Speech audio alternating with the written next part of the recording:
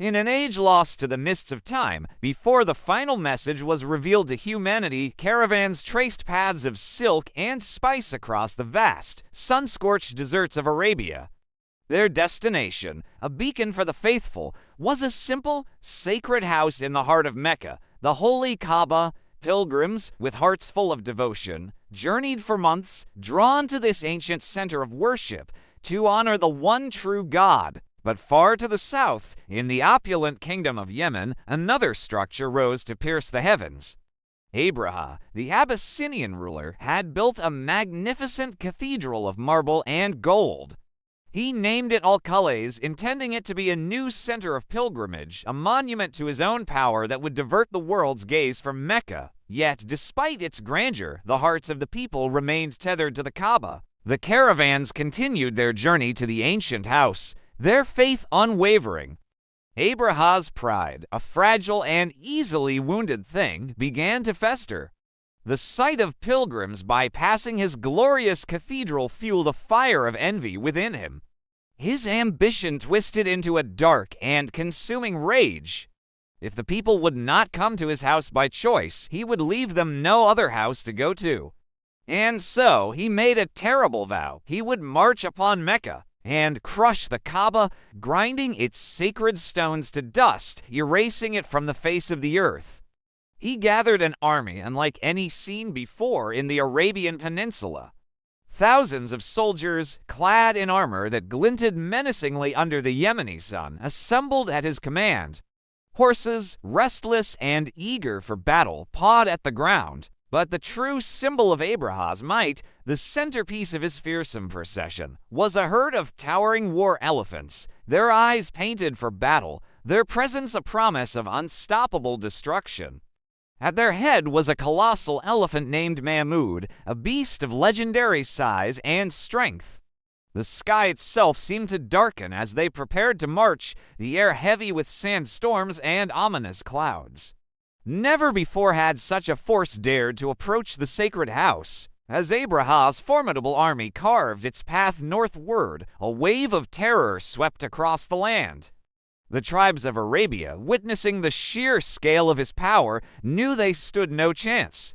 One by one, they were defeated or scattered, their resistance futile against the might of the elephants. News of the approaching doom reached Mecca, and its people were filled with dread. They were merchants and pilgrims, not warriors. How could they possibly defend their beloved Kaaba against such a monstrous army?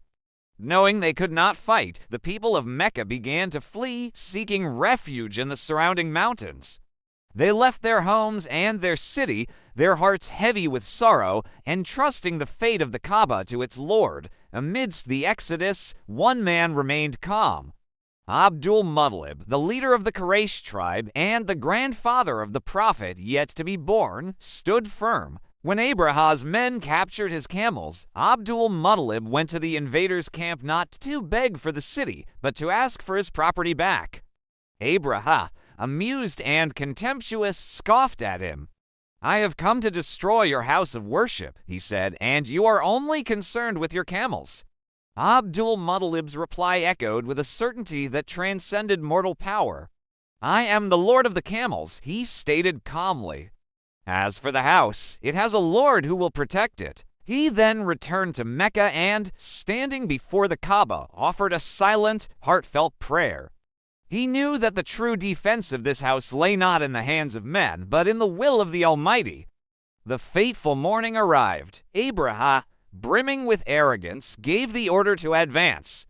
His army moved forward, a terrifying machine of flesh and steel, ready to unleash its fury upon the defenseless city. The great elephant, Mahmud, was prodded to lead the charge toward the Kaaba, but then something miraculous happened. The colossal beast, which had trampled everything in its path, suddenly stopped. It knelt down, refusing to take another step toward the sacred house. No amount of goading, no whips, no blades could make it move in that direction. When they turned it away from Mecca, it would rise and walk, but the moment it was faced toward the Kaaba, it would kneel again in refusal. As confusion and frustration rippled through Abraha's ranks, the soldiers looked up. The sky, once clear, was rapidly changing. A shadow fell over the valley, not from a cloud, but from a vast, dark swarm that appeared on the horizon. It grew larger and larger, filling the sky like a living storm. It was a flock of birds unlike any they had ever seen. They were small, but they flew with a divine purpose. The narrator of the Quran would later say, and he sent upon them flocks of birds. In a breathtaking, terrifying spectacle, the birds descended upon the army.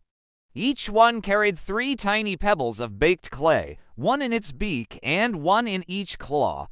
These were not ordinary stones. They were instruments of divine wrath. In a symphony of celestial justice, the birds began to drop their payload.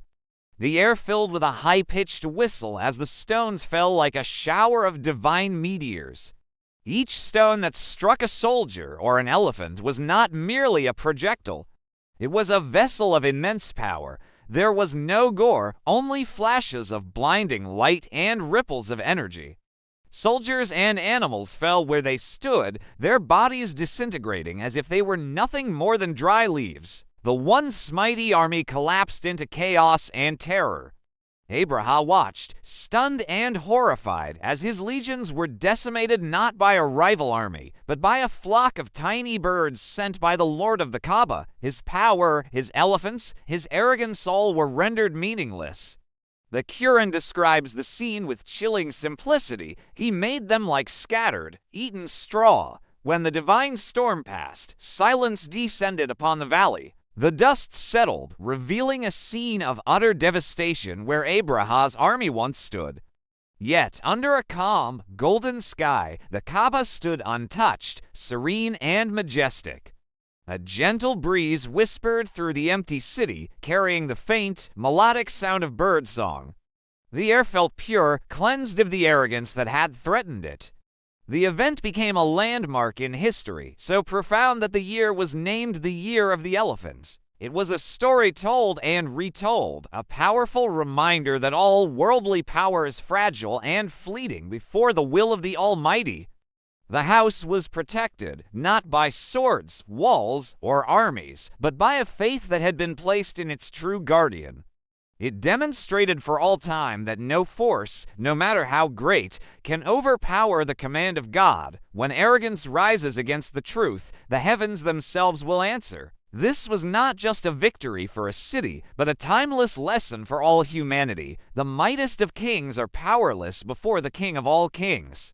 Thank you for watching. If this story has inspired you, please like, share, and subscribe for more content that explores the profound events that have shaped our world.